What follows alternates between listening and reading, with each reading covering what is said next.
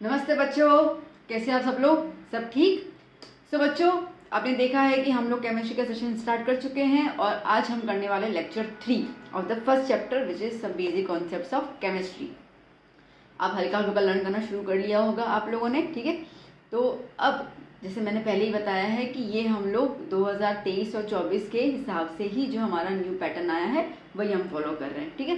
देखो बच्चा, अभी तक हम लोगों ने क्या क्या देख लिया कि पहले तो हमने पहला वाला लेक्चर जो था वो 9th और 10th का जो केमिस्ट्री था उसका पूरा कॉन्सेप्ट देख लिया था, ठीक है? फिर अगर हम कल की बात करें तो लेक्चर 2 में हमने क्या देखा था कल?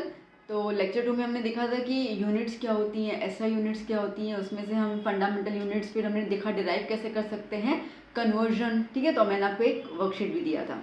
कुछ बच्चों ने तो मुझे टेलीग्राम पे आंसर्स भेजे हैं और मैंने उनको रिप्लाई किया, ठीक है? तो इस तरीके से हम लोगों ने पूरा कवर अप किया था। अब कैलकुलेशंस को थोड़ा आगे लेके चलते हैं। अभी आपके पास एक क्वांटिटी आती है जिसका नाम है प्रिसीशन और एक्यूरेसी, ठीक है? ये जानना बहुत ज़्यादा ज़रूरी है। क्यों? क्योंकि अब देखो, आपके पास एक्सपेरिमेंट्स करने होंगे। आप जब स्कूल स्टार्ट करेंगे तो आपको लैब में बुलाया जाएगा, आपको एक्सपेरिमेंट्स करवाए जाएंगे।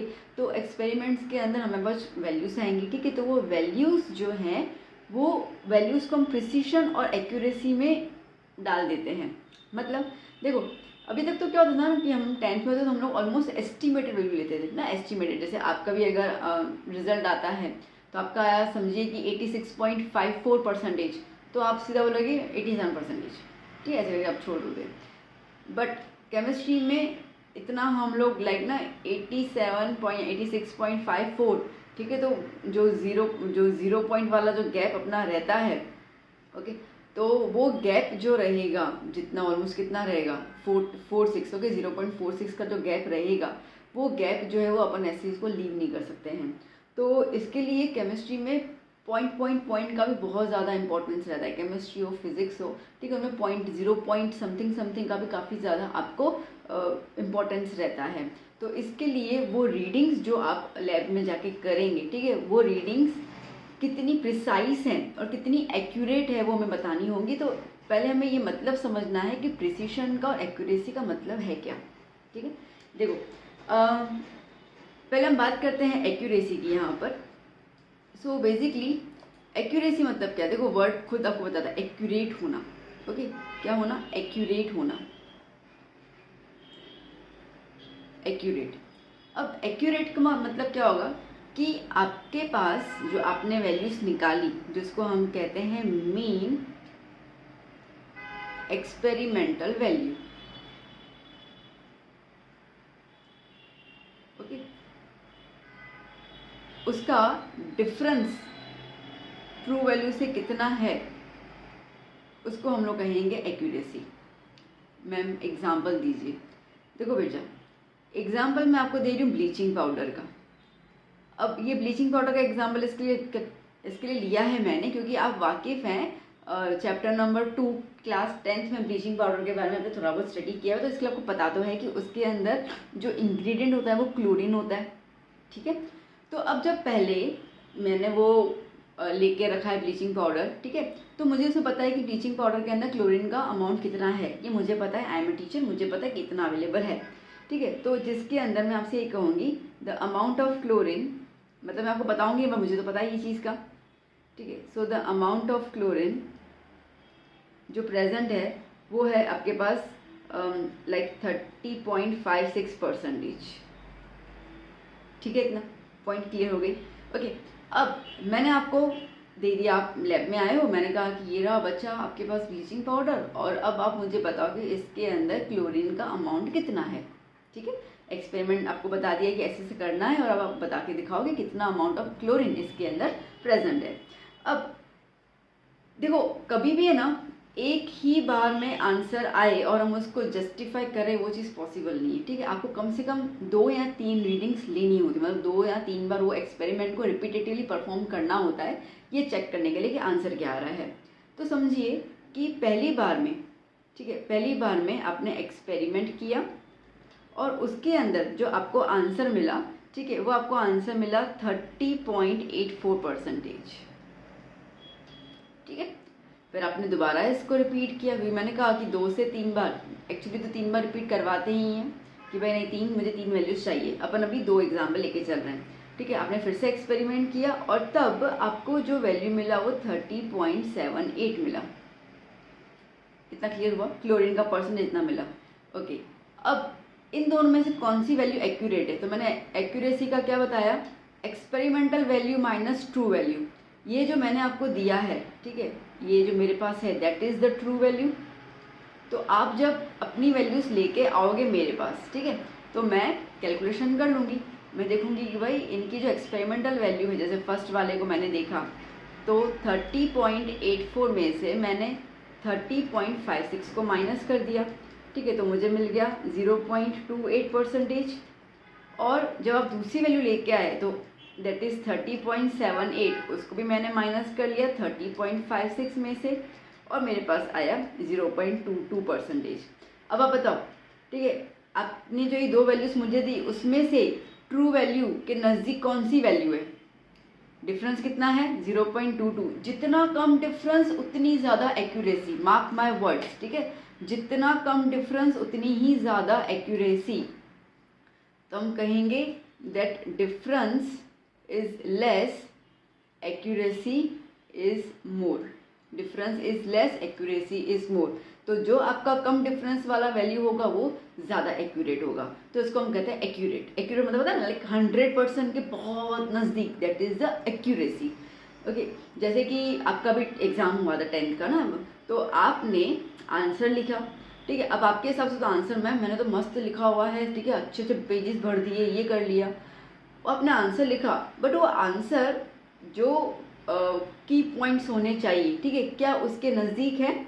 अगर मैं ये बोलूँ कि आपने मुझे ये बताया कि एसिड क्या होता है, ठीक है, और एसिड को समझाने के लिए मेरे पास 5 की पॉइंट्स हैं कि ये वाले 5 जो पॉइंट्स है ना, कीवर्ड्स है, वो अंदर आंसर में होने चाहिए, और आपने सिर्फ 3 मेंशन किए हैं, मतलब कि आपका एक्यूरेसी कितना दिखा रहा है? 5 में से 3 मेंशन है कि ठीक है चलो, पर मार्क्स तो कटेंगे, ठीक है। 4 किए हूँ तो आपने और ज़्यादा एक्यूरेट किया है, और आपने सिर्फ 2 पॉइंट्स का यूज़ किया है, बाकी सब आपने कुछ भी ब्ला ब्ला ब्ला लिख दिया, ठीक है। मेनली आपने सिर्फ 2 पॉइंट्स को मेन हाईलाइट किया, बाकी कुछ खास है नहीं उसके अंदर, मतलब कि एक्यूरेसी क्या हुई? बहुत कम हुई, तो उसके हिसाब से आपको मार्क्स उतनी कम मिलेंगी, ठीक है। तो एक्यूरेसी जितनी ज़्यादा, इसका मतलब कि आप उस काम में उतने ही ज़्यादा परफेक्ट हैं।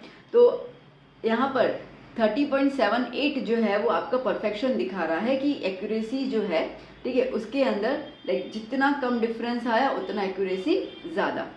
समझ में आया एक्यूरेसी का मतलब? क्लियर हुआ मैंने क्या बोला? ठीक है, एक्यूरेट होना। ओके, अब बात करते हैं हम लोग प्रिसीशन की। प्रिसीशन मतलब क्या होता है, फिर हम लोग एक एग्जांपल और अच्छे से देखेंगे क्या है। चलिए, तो अब बात करते हैं हम प्रिसीशन की। ओके, नाउ अब समझो कि 3 स्टूडेंट्स हैं, ए बी सी, ठीक है, 3 स्टूडेंट्स हैं, तीनों को मैंने एक कॉइन दे के रखा हुआ है। ओके, 5 रुपये का कॉइन मैंने तीनों को दे दिया, इनको, इसको भी दे दिया और इसको भी दे दिया, ठीक है, 5 रुपये का कॉइन मैंने तीनों को दे दिया, और मैंने इन तीनों से कहा कि जाओ और इसका वजन करके आओ। मेरे पास जब ये 5 रुपये कॉइन आया तो उसके अंदर जो मुझे, क्योंकि जब मेरे पास आएगा तो बट ऑब्वियसली वो बहुत अच्छी खासी मशीनों से मास उसका वजन करके आया होगा, तो विच इज़ द एक्यूरेट, ठीक है, काफ़ी अच्छा सही होगा। तो जो उसका एक्चुअल मास मुझे मिला था वो मिला था 10.1564 ग्राम, ठीक है। तो जब मेरे पास 5 रुपये का वो कॉइन आया तो उसने बोला कि भाई इसका एक्चुअल मास जो है वो 10.1564 ग्राम है। अब मैंने बच्चों को बोला कि जाओ बच्चा, चलो जाओ और जाके तुम वज़न करके आओ, और वज़न एक ही बार में मत करना, कम से कम मुझे 3 उसकी डिफरेंट वैल्यूज़ चाहिए, मतलब 3 वैल्यूज़ चाहिए, इट कुड बी सेम और डिफरेंट, ठीक है, वो आप देख लेना, ठीक है। तो अब जो ए वाला बंदा है, ठीक है, वो गया और वो उसने जब पहली बार एक्सपेरिमेंट किया और उसका जब वज़न किया तो उसको वज़न आया लाइक 10.1572, ठीक है। ओके, जब दूसरी बार किया तो आया 10.1568, और तीसरी बार किया तो उसको आया 10.1570, ठीक है, 3 बार कर लिया। ओके, जब मैंने बी को बोला तो B करके आया 10.1568, फिर दूसरी बार 10.1566, ओके, तीसरी बार 10.1562, ठीक है। और जब C को बोला तो C करके आ रहा है 10.1566, 10.1564, ओके, 10.1564। इतना क्लियर हो गया, ठीक है, ओके। अब अगर हम लोग एवरेज निकालते हैं, ठीक है, एवरेज निकालते हैं इनका, तो जो एवरेज वैल्यू मुझे ए की मिल रही है, अब देखो मैं एवरेज निकाल लूँ, ठीक है, अभी जस्ट मैं आंसर लिख देती हूँ। लाइक मुझे ऐसा मिला कि 10.1571 मुझे ये एवरेज वैल्यू मिली, ओके। बी का मुझे मिला है समझो कि 10.1565, ठीक है, और सी का मुझे मिला है 10.1564, ठीक है। समझ के चलते कि मैंने एवरेज निकाला और मुझे एवरेज भी मिली। शायद एवरेज सही भी नहीं हो, ठीक है, फिर आप चिल्लाना मत कमेंट, मैम एवरेज सही नहीं है, और मुझे पता है मैंने किया नहीं है, मैं जस्ट एक अंदाज़ा आपको बता देती हूँ, ठीक है। तो ये चीज़ मैंने निकाली, ओके। अब आप मुझे बताओ जो एक्चुअल वैल्यू है वो क्या है, 10.1564, ठीक है। मुझे एवरेज कितना आ रहा है, 10.1571। बहुत ज़्यादा अंतर नहीं हुआ, 64 और 71, इसका मतलब कि यहाँ पर 0.000 कितने का गैप हो जा रहा है, 7 का गैप हो जा रहा है, 5 6 7, हाँ ऑलमोस्ट। तो इतना गैप हो जा रहा है, इतना गैप तो नहीं चलता है। इसका मतलब अच्छा, उसके अलावा आप अगर देखो एक्यूरेसी देखना, ठीक है, 1572 ये एक्सपेरिमेंटल वैल्यू, इसमें से हम इसको माइनस करेंगे एक्चुअल वैल्यू को, डिफरेंस काफ़ी ज़्यादा है, ठीक है। फिर इसका, ठीक है, थोड़ा सा ये, और ये भी डिफरेंस का अच्छा खासा है। इसका मतलब कि देखा जाए ना तो ए जो है, ठीक है, ए जो है वो ना ही एक्यूरेट है और ना ही प्रिसाइस है। मैं प्रिसाइस मतलब कैसे आप बोल रहे हो, प्रिसाइस का मतलब ये होता है बेटा कि जब हम एक्सपेरिमेंट करते हैं ना तो हमारी वैल्यूज़ जो हैं उनके बीच का अंतर कितना है उसको हम प्रिसाइस बोलते हैं। मैं दोबारा बोल रही हूँ, सुनो मेरी बात को बहुत ध्यान से, ठीक है। प्रिसाइस का मतलब क्या होता है कि आपने 3 वैल्यूज़ निकाली, जैसे ए वाले ने 3 वैल्यूज़ निकाली, बी ने निकाली, सी ने निकाली। अब आप अगर देखो तो ए की वैल्यूज़ में काफ़ी ज़्यादा डिफरेंस दिख रहा है हमें, ठीक है।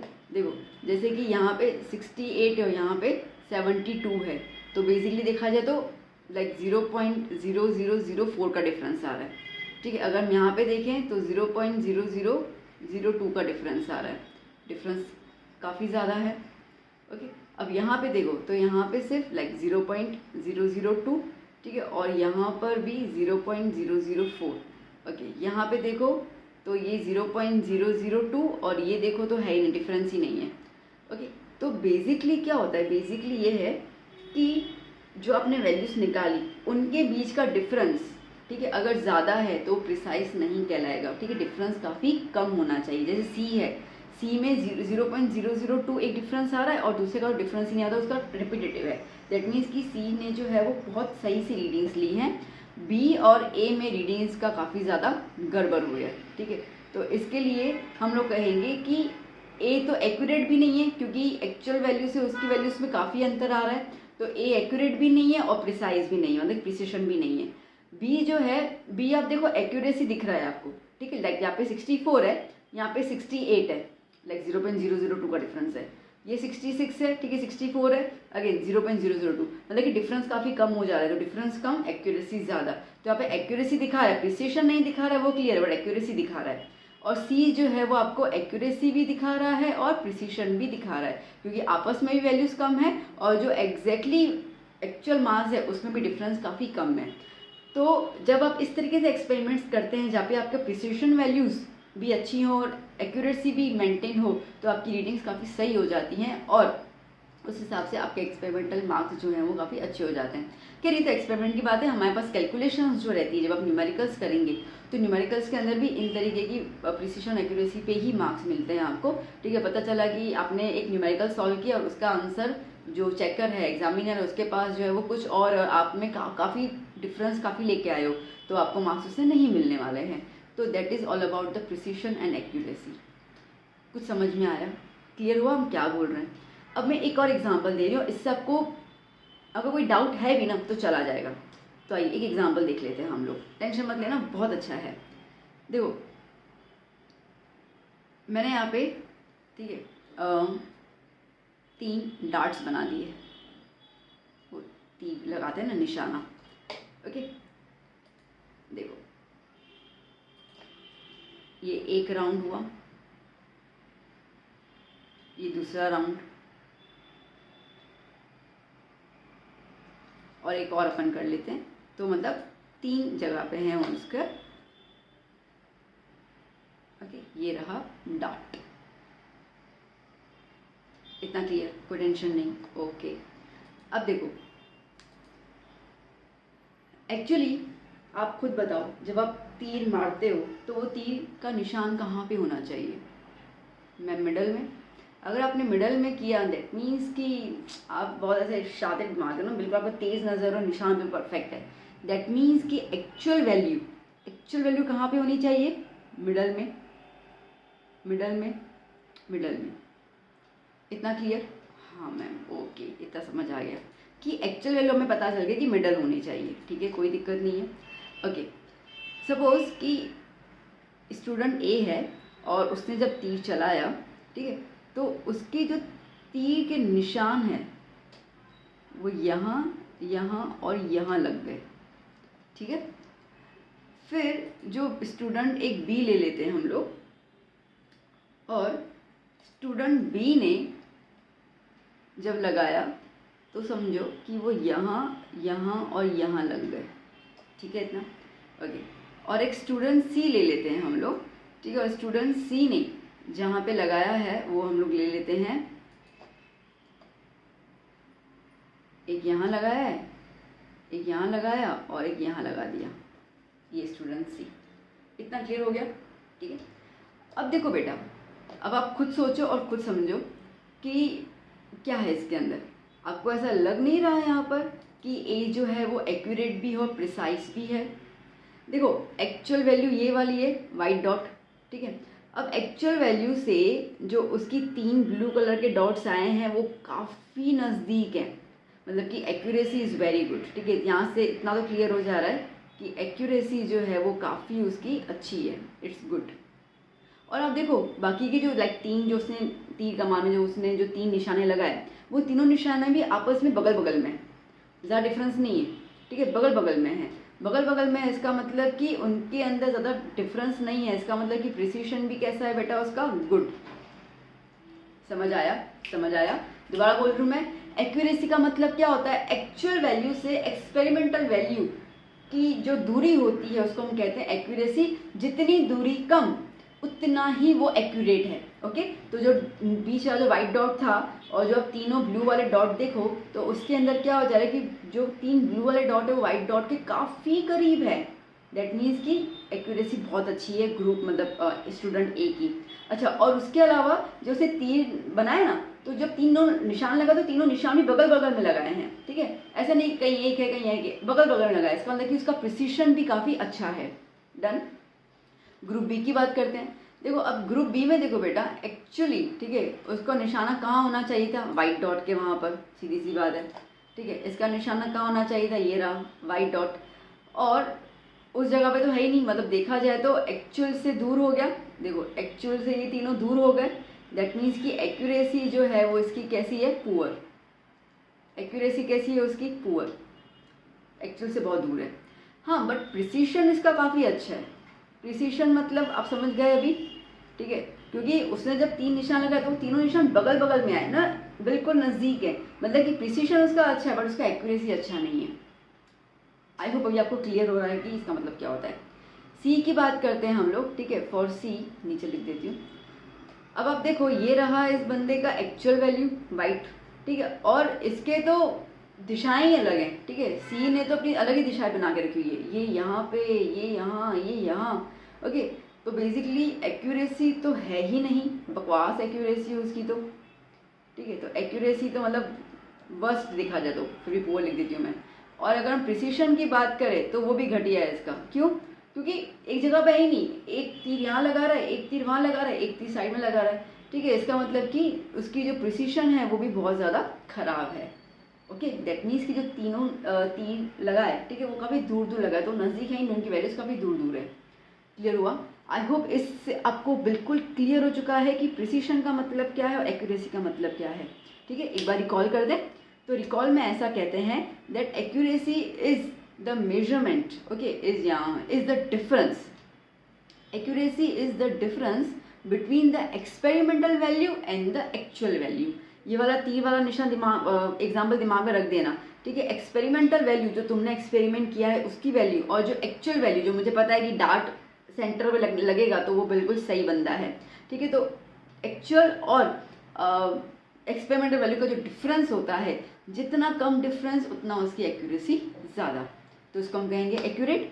प्रिसीशन जो होता है, प्रिसीशन का मतलब जो आप 3-4 बार एक्सपेरिमेंट करके वैल्यूज़ निकालते हो, ठीक है, वो वैल्यूज़ जो है वो आपस में, ठीक है, वो वैल्यूज़ जो है वो आपस में कितना ज़्यादा मिल रही है, मतलब डिफरेंस बहुत कम है, नज़दीक है, तो उसको हम कहेंगे प्रिसाइज, मतलब प्रिसीशन।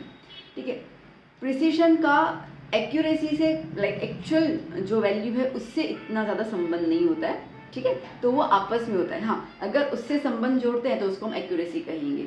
बहुत सीधी सी बात है। ठीक है, उसको हम एक्यूरेसी कहेंगे। जैसे हमने ये वाला एक्सपेरिमेंट जब देखा कॉइन का मेजरमेंट, ठीक है, तो ए ने जब 3 वैल्यूज़ निकाले, ओके, तो तीनों वैल्यूज़ के बीच का हम लोगों ने रिलेशन देखा और वो रिलेशन कम है तो एक्यूरेसी अच्छी है, प्रिसीशन अच्छा है। अगर वो डिफरेंस ज़्यादा है, ओके, तो दैट मीन्स कि जो प्रिसीशन है वो बहुत गंदा है उसका। इतना क्लियर हो गया? ठीक है, तो फाइनल टर्म एक्यूरेसी के लिए हम लोग एक्सपेरिमेंटल वैल्यू और एक्चुअल वैल्यू के बीच का डिफरेंस निकालते हैं।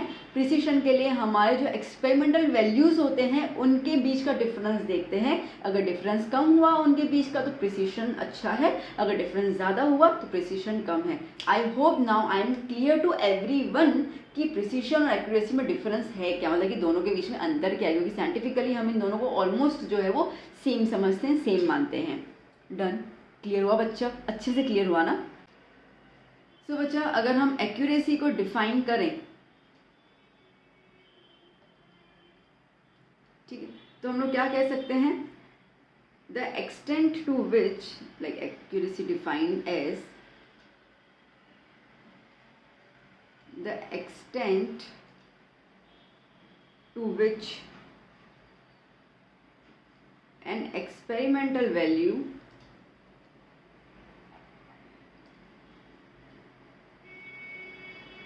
is close to the true value। ठीक है, तो जो हमने एक्सपेरिमेंट किया उसकी वैल्यू और एक्सपेरिमेंटल वैल्यू, जो ट्रू वैल्यू है एक्सपेरिमेंटल, उसमें कितना डिफरेंस है उसको हम कहेंगे एक्यूरेसी। जैसे मैंने ऑलरेडी आपको फॉर्मूला बता दिया था पहले में, फिर से बता देती हूँ। So accuracy is nothing but experimental value minus true value. ठीक है, okay, difference in experimental and true value जितना कम होगा एक्यूरेसी उतनी ही ज़्यादा। डन? ओके, देखो डेफिनेशन का लिखने के लिए आएगा नहीं आपको, ओके, और भी बहुत सारी चीज़ें पूछेंगे बट पता होना चाहिए। बात करते हैं प्रिसीशन की। Okay, so now precision is considered as the closeness of values of different measurements, मतलब जब अलग अलग मेजरमेंट्स करते हैं ना सेम क्वांटिटी के लिए, ऑफ अ सेम क्वांटिटी। ठीक है, जैसे कॉइन था वो सेम क्वांटिटी, मतलब कॉइन ना एक क्वांटिटी वो सेम ही है, और क्वांटिटी मतलब कि आपको कॉइन का वजन चेक करना है, मतलब कि किलोग्राम, तो वो तो सेम क्वांटिटी में जा रहा है ग्राम। ठीक है, तो आप उस एक चीज़ का 3 से 4 बार जब वजन करते हो और वो कितना ज़्यादा क्लोज्ड है एक दूसरे से, that is considered as the precision. Done? बात समझ आई अच्छे से बच्चा? ठीक है, तो that is all about the accuracy and precision. Okay, अब इसके हिसाब से हम लोग आगे चलते हैं जहाँ पे आपके पास वैल्यूज़ तो आ गई, ठीक है, चलो इतना तो क्लियर है कि आपको ये क्लियर हो गया कि भाई वैल्यूज़ हमें निकालनी होती है, वैल्यूज़ में एक्यूरेसी किसको बोलेंगे, प्रिसिजन किसको बोलेंगे, आपको क्लियर हो गया ना। उन वैल्यूज़ को हम लोग जो होते हैं उसको हम अनसर्टेनिटी मेजरमेंट्स के हिसाब से भी कैलकुलेट करते हैं। मतलब देखो ओके नाउ अनसर्टेनिटी इन मेजरमेंट, ठीक है, अनसर्टेनिटी इन मेजरमेंट मतलब क्या, देखो बच्चा आपके पास ओके जैसे कि ये एक ऑब्जेक्ट है, ठीक है, मैं कह रही हूँ कि बच्चा मुझे इसका मेजरमेंट के बाद ये कितना लंबा है, ठीक, कितना लेंथ है आप करके बताओ ना। तो आपने स्केल लिया, ठीक है, आपने स्केल से इसको मेजरमेंट कर लिया, ठीक है ओके। अब आपके पास स्केल नटराज कंपनी की भी हो सकती है, आपके पास स्केल डोम्स कंपनी की भी हो सकती है, आपके पास कोई आलू जालू स्केल भी हो सकती है, स्केल से बहुत सारी होती है ना, सीधी सी बात है, ठीक है। तो अब जब आपके पास अलग अलग स्केल्स होंगी, ठीक है, आपके पास जब अलग अलग स्केल्स होंगी तो वो स्केल्स का मेजरमेंट, जैसे कि आप मुझे बता रहे हो, समझ रहे हो, इसी का ही मैंने आपको मेजरमेंट कहा, तो आप मुझे बता रहे हो एक बच्चा जो है वो मुझे कह रहा है कि मैम इसका मेजरमेंट मुझे लग रहा है 15.5 सेंटीमीटर, ठीक है। फिर बी कह रहा है कि मैम इसका मुझे मेजरमेंट लग रहा है 15.2 सेंटीमीटर, मैंने तो यही मापा। सी कह रहा है कि मैम इसका मेजरमेंट मुझे आ रहा है 15.7 सेंटीमीटर, ठीक है। तो तीन आप बच्चे हो मेरे पास और तीनों ने मुझे इसका मेजरमेंट करके मेरे को वैल्यूज़ बताई। अब ये वैल्यूज़ क्या करूँ, अब आप एक्यूरेसी और प्रिसिजन बोलो, ठीक है, मैं इसकी एक्चुअल की बात ही नहीं कर रही हूँ। अब करने का क्या, तो ये जो फिगर्स आपने मुझे दिए, इन फिगर्स को हम लोग कहते हैं सिग्निफिकेंट फिगर्स, ठीक है। ये जो आपने मुझे तीन आप मुझे वैल्यूज़ दे रहे हो, इन तीन वैल्यूज़ को हम लोग कहेंगे सिग्निफिकेंट फिगर्स। इतना क्लियर हो गया, ठीक है। तो जो भी आप आंसर निकालते हो और आप ऐसे वैल्यूज़ में देते हो, उन वैल्यूज़ को हम कहेंगे सिग्निफिकेंट फिगर्स। ये सिग्निफिकेंट फिगर्स जो होते हैं बेटा, ये सिग्निफिकेंट फिगर्स जो होते हैं ये दो टाइप के वैल्यूज से मिलके बनते हैं। एक होती हैं सर्टन वैल्यूज और एक होती है अनसर्टन वैल्यूज, ओके, एक होती है सर्टन वैल्यूज और एक होती है अनसर्टन वैल्यूज। मतलब क्या, देखो जब आप बच्चों ने, ठीक है, मुझे मेजरमेंट दिया तो तीनों बच्चे ए बी और सी, ठीक है, तीनों ने मुझे आगे तो कितना बोला, 15 ही बोला, मतलब कि तीनों का पॉइंट के आगे जो वैल्यू है वो तो सेम ही है। तो जब जो वैल्यू सेम होती है उनको हम कहते हैं सर्टन वैल्यूज, फिक्स, इसमें तो कोई बदलाव नहीं है, मतलब इतना क्लियर है कि 15 तो है ही उसका, ठीक है, बट पॉइंट के बाद, ठीक है, डिफरेंस हो जाता है, कोई मुझे 5 बता रहा है, कोई मुझे 2 बता रहा है, कोई मुझे 7 बता रहा है, लाइक 0.5, 0.2 और 0.7। तो ये जो 0.5, 0.2 और 0.7 ये जो वैल्यूज़ है वो फिक्स नहीं है, इन वैल्यूज़ को हम कहेंगे अनसर्टन वैल्यूज़। और ये दोनों वैल्यूज़ का मिक्सचर जो होता है, okay, that means the total, okay, total figures या total digits contain certain values and uncertain values is called significant figures। इनको हम significant figures बोलते हैं। इतना बात समझ में आई? तो अगर आपसे कोई पूछता है भाई significant figures का मतलब क्या है, तो आप बोलोगे भाई significant का मतलब ऐसा है कि जो भी digits हैं, okay, the number of digits of a quantity contain certain values and uncertain values, those kind of figures or those kind of digits are known as the significant figures। मैं repeat कर रही हूँ, definition लिखने के लिए नहीं आएगा, ठीक है, टेंशन मत लो। तो आपको क्या बोल रहे हैं भाई, सिग्निफिकेंट फिगर्स का मतलब क्या है, so the digits, okay, the digits of a quantity contain certain values and uncertain values, so the total values of certain and uncertain are combinely known as the significant figures. इतना clear हो गया, okay. तो जैसे आपको clear हो गया, जो चीज़ बाबा repeat हो रही है दैट इज सर्टन। 15 सेंटीमीटर उसका था, इतना तो क्लियर है, 15 से नीचे तो नहीं जा रहा है, 3 बच्चों ने किया, 15 से नीचे नहीं जा रहा, तो वो क्लियर हो, that is a certain. But point में कोई बच्चा गड़बड़ कर रहा है, ठीक है, कोई बोल रहा है 2, कोई बोल रहा है 5, कोई बोल रहा है 7, कोई बोलेगा 9, कोई बोलेगा 1, ओके। तो ये जो रहेंगे that are the uncertain figures. Clear, समझ में आ गया अच्छे से? I hope that I am able to explain you very deeply and you are able to understand it, ठीक है, पॉइंट क्लियर ना? ठीक है। अब अगर आप किताब निकालोगे ना बेटा, तो किताब के अंदर सिग्निफिकेंट फिगर्स के बारे में आपको बहुत सारे रूल्स दिए हुए हैं। वो रूल्स न पल्ले पड़ते हैं, क्योंकि लैंग्वेज उसकी इतनी विचित्र लैंग्वेज है ना, non zero digits, 2 zero digits, पता नहीं क्या बोलते हैं, मेरा खुद का सर पक जाता है उसके अंदर। तो वो समझ ही नहीं आता कि पता इतना तो क्या रूल्स बता रहे हो। देखो अब मैं एक ही रूल बताऊंगी आपको जिसमें सारे रूल्स कवर अप हो जाएंगे। ठीक है, मैं सीधा फैक्ट चीज़ बता रही हूँ। तो एक ही रूल बताऊंगी मैं आपको, और वो रूल आपको दिमाग में रख देना है, और उसके बाद आपके सिग्निफिकेंट फिगर्स को ढूंढने में कोई गलती नहीं होगी, इसकी गारंटी मैं आपको दे रही हूँ। ठीक है, अभी हम पहले समझ लें कि रूल क्या है, और फिर आप चुटकी भर में सिग्निफिकेंट फिगर्स निकाल सकते हो, क्योंकि आपके एग्जाम में आएगा, आपको कुछ फिगर्स दिए होंगे, डिजिट्स दिए होंगे, बताएंगे कि how many significant figures are there, तो आप बताओ कैलकुलेट करके। तो बहुत सिंपल तरीका बता रही हूँ मैं, आ जाओ शुरू करते हैं। देखो अब सिग्निफिकेंट फिगर्स जो हैं वो दो टाइप के फिगर्स से मिलके बनते हैं। एक रहता है नॉन डेसिमल, और कुछ फिगर्स होते हैं डेसिमल। ठीक है, नॉन डेसिमल जैसे कि 740 लाइक 7042 ख़त्म। ठीक है, कोई डेसिमल है ही नहीं, और यहाँ पे आ गया 70.42। ठीक है, तो ये है डेसिमल। तो सिग्निफिकेंट फिगर्स के जो रूल्स हैं वो rules basically non decimal numbers और डेसिमल नंबर्स के लिए अलग अलग डिवाइडेड हैं, पर उन्होंने ऐसा कुछ अलग बताया नहीं है। वो तो स्टेटमेंट के थ्रू बता दी जाएगी, नॉन डेसिमल में ये रूल अप्लीकेबल होगा, डेसिमल में ये अप्लीकेबल होगा। ठीक है, कोई दिक्कत नहीं है। बट हम लोग यहाँ पे ठीक है एक ही रूल बात करेंगे डेसिमल के लिए, और एक रूल बात करेंगे नॉन डेसिमल के लिए, और किस्सा ख़त्म। चलिए, तो सबसे पहले हम बात कर रहे हैं नॉन डेसिमल नंबर्स के बारे में। तो नॉन डेसिमल नंबर्स का रूल क्या कहता है, काउंट कैसे करना है। ठीक है, एक ही रूल है, देख लो क्या कैलकुलेट करना है, कैसे करना है। First non zero digit to last non zero digit, ये नॉन डेसिमल के लिए। ठीक है, तो ये कैलकुलेशन आपको देगा number of significant figures. Example से लेते हैं, आपको बहुत अच्छे से पता चल जाएंगे। तो अब मैं 2-3 एग्जाम्पल यहाँ पे लिख के आपको बता देती हूँ।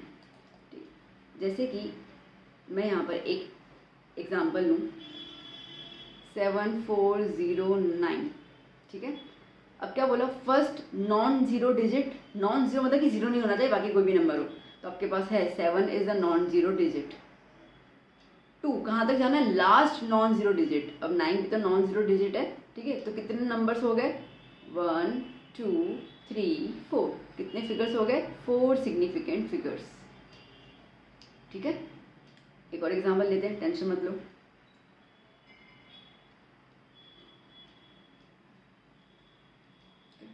Zero zero six four nine three 0064932। क्या रूल क्या कह रहा है इसके लिए, फर्स्ट नॉन जीरो डिजिट। अब नॉन जीरो डिजिट मतलब 6 से स्टार्ट करेंगे हम लोग, to last non zero digit मतलब यहाँ तक पहुँच जाएंगे हम लोग। तो कितने नंबर्स आ जा रहे हैं, 1 2 3 4 5। ठीक है, कितने हो गए, 5 सिग्निफिकेंट फिगर्स। डन। एक और एग्जांपल लेते हैं हम लोग 0091124 ठीक है, क्या कह रहा है, क्या कह रहा है, रूल याद करो, एक ही रूल है बस, उसके अलावा कुछ भी आपको नहीं सोचना है। First non zero digit, okay ये रहा फर्स्ट नॉन जीरो डिजिट, कहाँ से जाना है, लास्ट नॉन जीरो मतलब कि जीरो पे नहीं, नॉन जीरो तक रुकना है। तो कितने हो गए, 1 2 3 4 5, कितने हो गए, 5 सिग्निफिकेंट फिगर्स। बात पकड़ में आ गई अच्छे से ना। एक दो और एग्जांपल देख लेते हैं। ओके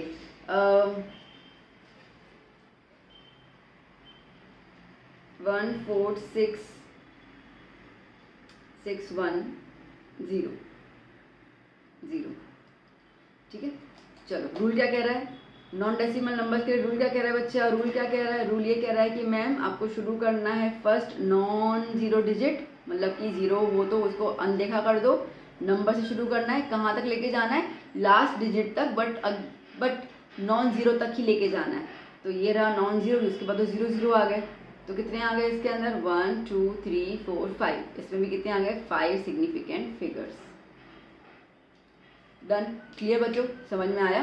तो नॉन डेसिमल का एक ही रूल है, नॉन डेसिमल नंबर्स का एक ही रूल है और वो रूल ये कहता है कि आपको जो है वो 1 से लेकर 9 तक के बीच का जो नंबर दिखे वहाँ से लेते जाओ, लास्ट 1 से लेकर 9 तक का जो नंबर दिखे वहाँ तक। मतलब कि आपको डेसिमल नॉन डेसिमल नंबर्स के अंदर आपको ज़ीरो जो है वो अनदेखे कर देने हैं, अगर आगे हो और पीछे हो तो। आगे तीतर पीछे तीतर, ठीक है, आगे ज़ीरो पीछे ज़ीरो, वो आपके लिए अनदेखे होने चाहिए। ठीक है, आप समझ लीजिए कि वो ज़ीरो एग्जिस्ट ही नहीं करते हैं नंबर्स के साथ। क्लियर हुआ? तो आपको सिर्फ 1 to 9 और 1 to 9 के डिजिट्स जो दिखे ना आगे से और लास्ट तक, उसी को ही काउंट करने हैं फॉर नॉन डेसिमल नंबर्स। तो उनको हम लोग सिग्निफिकेंट फिगर्स, बाकी जितने नंबर बीच में ज़ीरो आएगा चलेगा। ओके, जैसे यहाँ पे आप देख सकते हो, यहाँ पे ये वाले में बीच में ज़ीरो आया, चलेगा, कोई दिक्कत नहीं है, बीच में चलेगा, आगे और पीछे नहीं होना चाहिए, और आगे और पीछे है तो आप उसको काउंट नहीं करोगे। डन? क्लियर बच्चा? बात बिल्कुल समझ में आ गई ना? चलो शाबाश। अब चलते हैं नेक्स्ट डेसिमल नंबर्स की तरफ। इसमें भी एक ही रूल बताऊंगी, बात खत्म। मुझे आपको कोई प्रेशर में नहीं डालना है, मेरा काम है आपका स्ट्रेस लेवल कम करना, ना कि स्ट्रेस लेवल बढ़ाना। ठीक है, अगर स्ट्रेस है तो आप बुक की देख लीजिए, आप बुक देखकर ही स्ट्रेसफुल हो जाएंगे, तो मेरा काम वो नहीं है। तो इसके लिए मैं सिंपलेस्ट से सिंपलेस्ट फॉर्म आपके लिए लेके आती हूँ ताकि आप उसको जल्दी से ग्रैब कर लें। ओके, तो बात करते हैं रूल 2 की। भाई रूल 2 क्या कह रहा है? रूल ये कह रहा है first non zero digit to last digit. अब ये लास्ट डिजिट में ज़ीरो और नॉन ज़ीरो कुछ भी हो सकता है, कोई फर्क नहीं पड़ता। ओके, कोई फर्क नहीं पड़ सकता, कोई फर्क नहीं पड़ सकता। ओके, एग्जाम्पल ले लेते हैं। ये डेसिमल्स की बात कर रही हूँ मैं बच्चा, टॉपिक को देखो। ओके, जैसे कि 4.096, ठीक है। ओके, अब इन्होंने क्या बोला है? First non zero digit. आपको 4 दिख रहा है, वो नॉन ज़ीरो है ना, ज़ीरो नहीं है मतलब कि नॉन ज़ीरो हुआ ना। ओके, तो यहाँ से आप शुरू करेंगे, लास्ट डिजिट तक चले जाना है। कितने हो गए? 1 2 3 4, 4 significant figures. Done? Okay ma'am, next example please. Okay बच्चों, हाजिर आते सामने दूसरा एग्जाम्पल 0.07319। ओके, अब रूल क्या कह रहा है? First non zero digit, first non zero digit. अब फर्स्ट नॉन ज़ीरो डिजिट तो 7 से स्टार्ट होगा और लास्ट तक चलते जाना है। तो कितने हो गए? 1 2 3 4, 4 सिग्निफिकेंट फिगर्स। डन? डन? देखो आगे वाले जीरो काउंट नहीं किए मैंने, क्योंकि इन्होंने साफ साफ बोला है कि आपको काउंटिंग कहाँ से शुरू करनी है? पहला नॉन ज़ीरो डिजिट आपको जो दिखे, मतलब कि ज़ीरो के अलावा जो आपको पहला डिजिट दिख जाता है, आपको वहीं से काउंटिंग शुरू करनी है। Okay, no problem. एक और एग्जाम्पल देख लेते हैं, कमी थोड़ी है हमारे पास एग्जाम्पल्स की। ठीक है, 56.7430। ठीक है, ओके, क्या कह रहा है भाई? ये कह रहा है कि फर्स्ट नॉन ज़ीरो डिजिट से स्टार्ट करो, और पहले पहले मुझे 5 दिख गया मेरी आंखों को। ठीक है, कहाँ तक बोला है? टू द लास्ट डिजिट, मतलब चलते बनो, कोई रोकने की ज़रूरत नहीं है। तो लास्ट डिजिट क्या है? 0। ठीक है, चल लेते हैं। कितने हो गए? 1 2 3 4 5 6। यहाँ पे क्या हो गया? 6 significant figures. Ma'am zero count करना है? हाँ करना है, डेसिमल नंबर्स में हम पीछे का ज़ीरो काउंट करेंगे। ठीक है, नॉन डेसिमल्स में नहीं होता है, डेसिमल्स में होता है, तो हम डेसिमल्स के अंदर पीछे का ज़ीरो काउंट करेंगे, आगे का ज़ीरो नहीं होगा। जैसे आपने एग्जाम्पल नंबर 2 देख लिया। एक और एग्जाम्पल देख लेते हैं, टेंशन मत लो, बहुत सारे एग्जाम्पल्स हैं हमारे पास। ओके, जैसे 7.00। ठीक है, रूल क्या कह रहा है? रूल कह रहा है कि पहला नॉन ज़ीरो डिजिट देखो और वहाँ से काउंटिंग शुरू करो। तो मुझे तो 7 दिख ही गया, वहाँ से काउंटिंग लास्ट तक लेके जाना है, लास्ट तक ये हो गया। कितने हो गए? 1 2 3। ओके, तो मेरे पास आ गए 3 सिग्निफिकेंट फिगर्स। ठीक है, ठीक है, ठीक है। ओके, 0.00310600। ठीक है, ऐसा है। तो अब क्या करें? क्या है रूल? रूल ऐसा कह रहा है मैम कि आपको शुरू करना है नॉन ज़ीरो डिजिट के साथ। तो मुझे 3 दिख गया नॉन ज़ीरो डिजिट, और उसको लास्ट तक लेके जाओ मैम, टेंशन मत लो। ठीक है, मैं आपके कहने पर मैं लेके गया लास्ट तक। मैम नंबर काउंट कर लो। अच्छा ठीक है, 1 2 3 4 5 6, कितने आ गए? 6 सिग्निफिकेंट फिगर्स। क्लियर? क्लियर? ठीक है, आप बुक जब उठाएंगे ना तो आपको कम से कम 6 से 7 जो होंगे वो आपको रूल्स लिखाए जाएंगे। उसे लाइक लेफ्ट में ये हो तो ऐसा मत करना, राइट में ऐसा हो तो लेफ्ट राइट कर करके आपकी लेफ्ट राइट कर देंगे दिमाग की। ठीक है, इसके लिए ऐसा कुछ करने की ज़रूरत नहीं है। जो सपना मैम ने बोला वो फाइनल है। और वो क्या बोला मैंने? तो सपना मैम ने हमें ये बताया कि अगर आपके पास नॉन डेसिमल नंबर्स हैं, मतलब कि डेसिमल अगर नहीं है उन नंबर्स में, तो आपकी काउंटिंग शुरू होगी नॉन ज़ीरो डिजिट से और ख़त्म भी होगी नॉन ज़ीरो डिजिट पे। मतलब ऐसा है कि नॉन डेसिमल नंबर्स में आप ज़ीरो को बिल्कुल नज़रअंदाज करेंगे। ना आगे वाले ज़ीरो तुम्हारे दोस्त हैं, ना पीछे वाले ज़ीरो तुम्हारे दोस्त हैं। ठीक है, बिल्कुल उनसे दोस्ती बिल्कुल कट।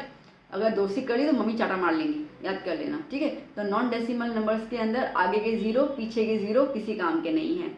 डेसिमल नंबर्स के अंदर पीछे के ज़ीरो काम के हैं, आगे के ज़ीरो काम के नहीं है। ठीक है, तो डेसिमल नंबर्स में स्टार्ट कहाँ से करोगे? नॉन डिजिट ज़ीरो नंबर से, मतलब 1 से लेकर 9 तक का आपको कोई भी नंबर दिख गया वहाँ से शुरू करना है और लास्ट तक कैलकुलेशन करते जाना है। ठीक है, लास्ट तक जाना है, फिर लास्ट में ज़ीरो भी हो चलेगा, लास्ट तक आपको उसको काउंट करके आपको उतने सिग्निफिकेंट नंबर्स बता देने हैं।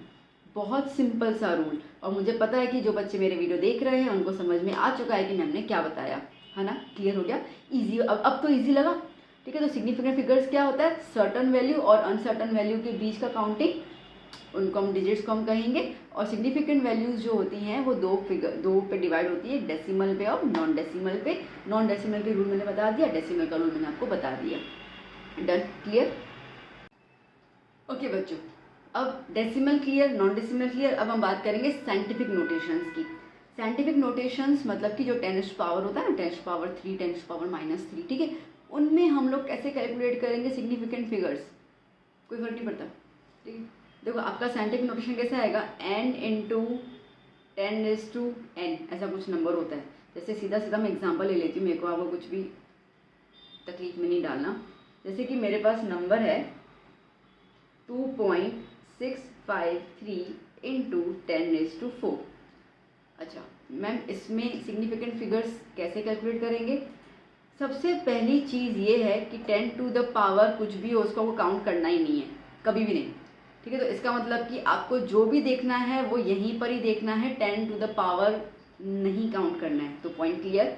अब आगे आपके पास डेसिमल है तो डेसिमल का रूल लगाओ, नॉन डेसिमल है तो नॉन डेसिमल का रूल लगाओ, बहुत सीधी सी बात है। चलो ये अपने को दिया हुआ डेसिमल, डेसिमल में हमने अभी भी क्या देखा था? हमने ये देखा था कि हमारा काउंटिंग शुरू होगा फर्स्ट नॉन ज़ीरो से एंड तक चलता जाएगा। मतलब कि 2 से स्टार्ट होगा और 3 पे ख़त्म हो जाएगा। कितने हो जाएगा? 1 2 3 4, तो कितने आ गए? 4 सिग्निफिकेंट फिगर्स। क्लियर इतना? डन?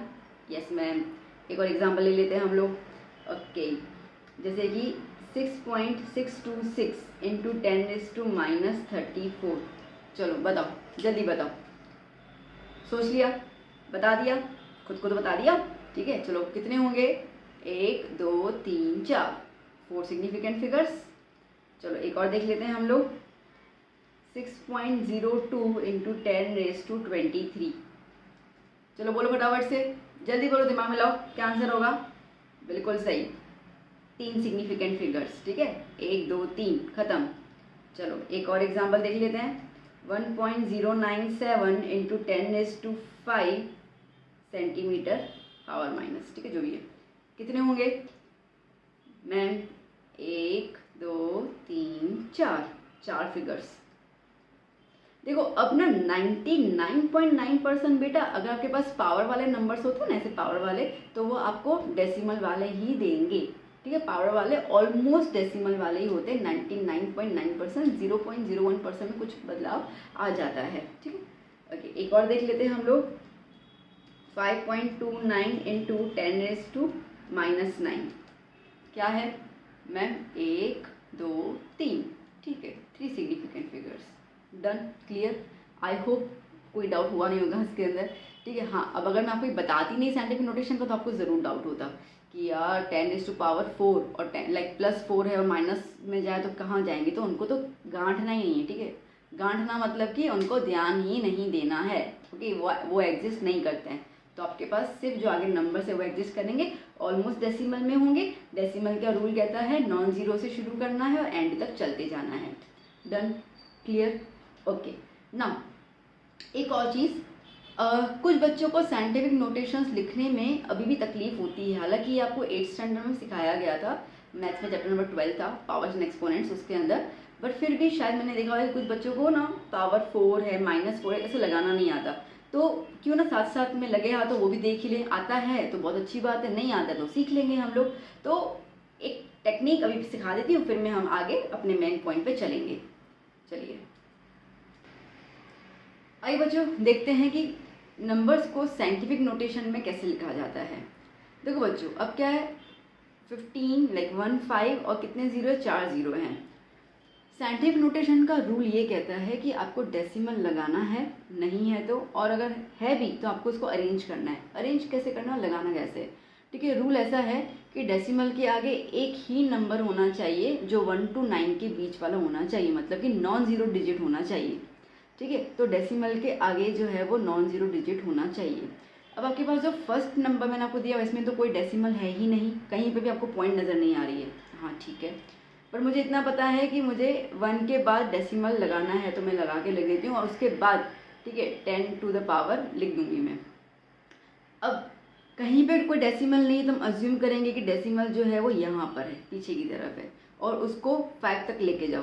तो कितने प्लेसेस शिफ्ट हो रहा है डेसिमल, ये 1 2 3 4 5, ठीक है 5 प्लेसेस। तो 10 क्या लिख देंगे हम लोग, 5 ग्राम लिख देंगे, ठीक है। 10 क्या लिख देंगे, 5 ग्राम। बात समझ आई, ओके। अब इसमें रूल ये है कि जब आप डेसिमल को लेफ्ट साइड की तरफ लेते हुए जाओगे तो जो पावर होगा वो किस पे लिखोगे, पॉजिटिव में लिखोगे। जैसे 5 लिखा मैंने, बात समझ में आई। तो डेसिमल को जब आप पीछे की तरफ लेके जाओगे, लेफ्ट साइड की तरफ, तो पावर पॉजिटिव होता जाएगा। डन, चलो अब देखो इसमें तो मैम डेसिमल है, जी हाँ बिल्कुल डेसिमल है। तो इसमें जब डेसिमल है तो मैंने आपको क्या बताया कि रूल आपका ये कहता है कि डेसिमल जो है वो एक नंबर के बाद होना चाहिए। अब आपको ये नंबर दिख रहा है 64, ठीक है। इसका मतलब ये है कि 6 के बाद मुझे डेसिमल मिलना चाहिए 0.4, और बाकी सब कुछ 10 के पावर में जाएगा, ठीक है। तो कितना नंबर अपन शिफ्ट कर रहे हैं, देखो यहाँ पे डेसिमल है 1 2 3, ठीक है। तो क्या हो जाएगा 3, बट कौन सा 3, -3। माइनस क्यों, देखो जब हम लोग डेसिमल्स को राइट साइड की तरफ शिफ्ट करते हैं, राइट साइड की तरफ, तो जो पावर होगा वो किस में चला जाएगा, नेगेटिव में चला जाएगा, ठीक है। इतना रूल याद कर लो, कैसे जाएगा क्या जाएगा उसका डिटेलिंग करने का कोई मतलब ही नहीं है, हम लोग को बस रूल पता होना चाहिए ताकि आप ये चीज़ कर पाए। आपको ये दिखाना है कि कैसे माइनस प्लस में जाता है, ठीक है। तो वो आपको 8 में सिखाया गया था, इसके लिए मेरे को इस पर नहीं करना, मैं आपको सिर्फ ब्रशअप कर रही हूँ आपका कॉन्सेप्ट। अब यहाँ पे देख लो, चलो थर्ड वाला जल्दी बताओ, जल्दी दिमाग में आंसर सेट कर लो, फिर मैं लिखूँ। ओके 1 2 3 हो गया, चलो तो आंसर ये होना चाहिए 5.9 इंटू 10⁻², ये डेसिमल यहाँ से शुरू करेंगे 1 2, दैट इज -2, राइट साइड की तरफ आया इसके लिए -2। Done, okay. अब चलो फोर्थ वाला, जल्दी दिमाग में आंसर क्लिक कर दो, जल्दी करो। डन, चलो अब मुझे इतना पता है कि 3 के बाद हो जाना चाहिए, तो 3.68, जितने भी नंबर है ना वो साइड में लिखेंगे हम लोग, ठीक है। 3.68 इंटू 10⁻² क्या होना चाहिए, तो आप इस डेसिमल को सिर्फ एक प्लेस ही शिफ्ट कर रहे हो, तो इसके लिए क्या हो जाएगा -1, दैट्स इट, ठीक है। राइट साइड की तरफ जा रहा है, इसके लिए माइनस की पावर। ओके चलो फिफ्थ वाला, जल्दी जल्दी सोच लो सोचो। डन, सोच लिया, ओके। तो आंसर क्या होना चाहिए 1.5026, ओके 10 to the power। अब क्या कर रहे हैं, 1 के यहाँ पे लेके जा रहे हैं, 1 2 दो प्लेसेस, तो पावर 2 लेफ्ट साइड में जा रहे हैं, इसके लिए पावर पॉजिटिव, ठीक है। तो ये हो गया मेरा 1.5026 इंटू 10⁻² ग्राम। डन, क्लियर हो गया अच्छे से, ओके समझ में आ गया। ये साइंटिफिक नोटेशन जस्ट मैंने आपको ब्रश अप कर लिया कैसे करना है। ओके चलो अब चलते हैं हम लोग नेक्स्ट सेगमेंट की ओर। सो बच्चों नाउ आपके पास जैसे क्वेश्चंस आते हैं लाइक 1 मार्क में आएगा क्या, that how many significant figures are there. ठीक है, तो मैंने आपको कुछ 6 क्वेश्चंस दिए हुए हैं, तो हमें बताना है कि इनमें कितने सिग्निफिकेंट फिगर्स हैं। अब आपको क्लियर होगा सिग्निफिकेंट फिगर्स क्या होते हैं। ठीक है, डेसिमल के लिए और नॉन डेसिमल के लिए। चलिए तो अब पहला वाला नंबर कैसा है, डेसिमल है। ओके, डेसिमल का रूल क्या कहता है, स्टार्ट करोगे नॉन जीरो से, ख़त्म एंड तक करना जो भी नंबर है। तो 1 से स्टार्ट करें तो 1 से लेकर 7 तक जाए तो कितने नंबर हो गए, 1 2 3 4। तो कितने सिग्निफिकेंट फिगर्स हो गए, 4 सिग्निफिकेंट फिगर्स। ठीक है, बहुत आसान है। यहाँ पे आओगे डेसिमल से स्टार्ट होगा तो स्टार्ट कहाँ से करना है, नॉन जीरो से, मतलब 1 से स्टार्ट करोगे 7 पे ख़त्म कर लोगे तो कितने हो गए 1 2 3 4 5। Okay, 5 significant figures, no problem. Okay, ये भी कैसा है बेटा, डेसिमल। डेसिमल क्या कहता है, स्टार्ट कहाँ से करना है, काउंटिंग करना नॉन जीरो से, मतलब 6 से और एंड तक चले जाना है। ठीक है, एंड ये तो वैसे काउंट नहीं करते हैं। ठीक है, तो कितने हो गए 1 2 3 सिग्निफिकेंट फिगर्स। ओके, यहाँ पे आ जाओ तो डेसिमल वाला है, नॉन जीरो से स्टार्ट करना है एंड तक, तो सिर्फ 2 ही हैं। ओके, फिफ्थ वाला देखें, डेसिमल ही है और स्टार्ट करना चाहिए हमें नॉन जीरो से, ख़त्म कर लो एंड तक, तो अगर इसमें भी 2 ही हैं। ओके, यहाँ पे देख लो ये भी तो खैर डेसिमल ही है और स्टार्ट करना है नॉन जीरो से और ख़त्म एंड पे करना है, तो 1 2 3 4 5 सिग्निफिकेंट फिगर्स। ठीक है, बहुत बहुत बहुत आसान था, आया समझ में इतना। ओके, सो यहाँ पे सिग्निफिकेंट फिगर्स क्या होते हैं बच्चों वो हम लोगों ने देख लिया। ओके, सो बच्चों आई होप आपको ये लेक्चर अच्छा लगा होगा, समझ में आया होगा। ओके, मैंने काफ़ी सारे एग्जांपल्स देके आपको समझाया ताकि कहीं पे कोई पॉइंट छूट गई दिमाग में तो फिर दूसरे एग्जाम्पल के तो आप उसको समझ पाएँ। तो बच्चों यहाँ पे हम फिनिश करते हैं इस लेक्चर को। नेक्स्ट लेक्चर में हम लोग सिग्निफिकेंट फिगर्स का multiplication, division, subtraction, okay, addition, ये सारे जो हमारे नॉर्मल मैथ्स के ऑपरेशंस होते हैं वो हम सीखेंगे कि कैसे करना होगा हम लोगों को, सो दैट आगे जाके न्यूमेरिकल्स में काफ़ी हेल्पफुल रहेगा आपको। ठीक है, तो हमारा नेक्स्ट सेशन जो रहेगा उस पर रहेगा प्लस एक रहेगा राउंडिंग ऑफ में, तो ये कंप्लीट उसके अंदर हम करेंगे। फिर हमारा जो थ्योरेटिकल पार्ट होगा वो स्टार्ट होगा फर्स्ट चैप्टर का। तो बच्चों वीडियो कैसा लगा हो ज़रूर बताइएगा, आपके फ्रेंड्स के साथ वीडियो शेयर कीजिए, आपके फ्रेंड्स को प्लीज़ मेरा चैनल रिकमेंड कीजिए। एज आई टोल्ड यू कि मैं पूरी की पूरी सिलेबस जो है वो पूरा सब्जेक्ट्स का आपको कवर करवाऊंगी और पूरी कोशिश मेरी है कि मैं आपको वीडियोस जो है वो लगातार देती जाऊं ताकि आपका प्रिपरेशन जो है वो स्टार्ट हो जाए। तो चलो बच्चों, अब क्या करना है आपको ये स्टडी करना है, वीडियो देखना है। अगर ऐसा लगता है कुछ समझ नहीं आया एक बार रिवाइंड कर लेना, समझ में आ जाएगा। ओके, फिर भी कुछ हो तो आप मुझे प्लीज़ कमेंट सेक्शन में बताइएगा और अब मिलेंगे नेक्स्ट लेक्चर में एक नए टॉपिक के साथ। Till then keep study, keep hard working, bye bye.